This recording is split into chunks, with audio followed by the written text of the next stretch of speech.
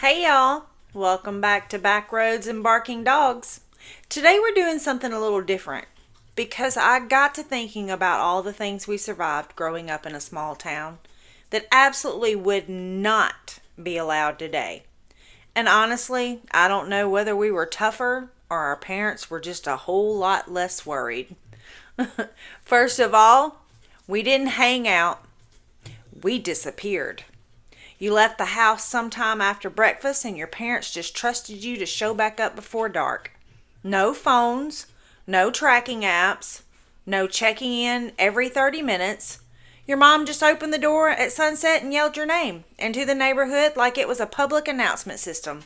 And somehow you heard it from 3 streets away. And let's talk about riding in vehicles. Seat belts? They were optional at best. Half of us were riding in the back of pickup trucks going down gravel roads holding on for dear life while someone's older cousin was driving like they were in the Daytona 500. Wind in your face, bugs hitting you at full speed, and not a single adult questioning it. Today, that would make the evening news. And drinking water? We didn't carry fancy bottles. We drank straight from the water hose. And not even the clean part. The first few seconds tasted like hot rubber and bad decisions, and we just accepted that that was part of summer. Nobody filtered it. Nobody asked where it came from. If it was running, it was drinkable. We survived. Mostly. And neighbors were basically backup parents. If you acted up at somebody else's house, then you didn't just get in trouble there. You got in trouble again when you got home. Because somehow your mom already knew what you did before you even walked through the door. Small town communication moved faster than the internet ever could. And bikes? We rode bikes everywhere. No helmets, no supervision, just a group of kids pedaling down roads like we owned the town. You didn't come home because you were tired. You came home because it got dark or someone wrecked bad enough to end the fun. And let's not forget playgrounds, metal slides in July. Oh, basically human skillets. You climbed up brave and came down questioning every life choice you've ever made. And yet the next day we did it again. And sleepovers? Nobody called ahead. You just showed up at home and announced, "I'm spending the night."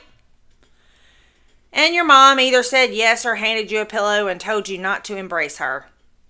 Simple as that. And dogs? Country dogs didn't belong to one house. They belonged to the whole neighborhood. They followed kids everywhere, showed up at cookouts uninvited, and somehow always knew when food hit the ground. You didn't walk dogs. Dogs walked you. And here's the wildest part. Our parents had no idea where we actually were most of the time. They just assumed. They're outside, and that was good enough.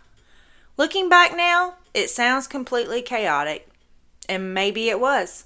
But it also meant freedom, imagination, learning independence without realizing it. We figured things out. We solved problems.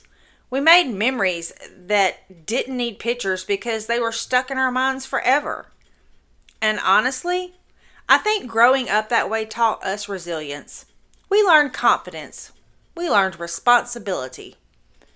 And we learned that sometimes the best days were the ones with no plans at all. Just sunshine, friends, and the understanding that you'd better be home when that porch light came on. Because no matter how wild the day got, that porch light still meant the same thing. You were safe, you were loved, and supper was probably waiting. Well, what'd you think? That about sums up the summer for us kids. That was back in the day. But anyway, thank y'all for sitting on the porch with me today. And if you grew up surviving small town childhood like we did, congratulations. You made it. We may not have had safety warnings, but we sure had stories. Until next time, keep your heart open, your tea cold, and don't mind the barking dogs.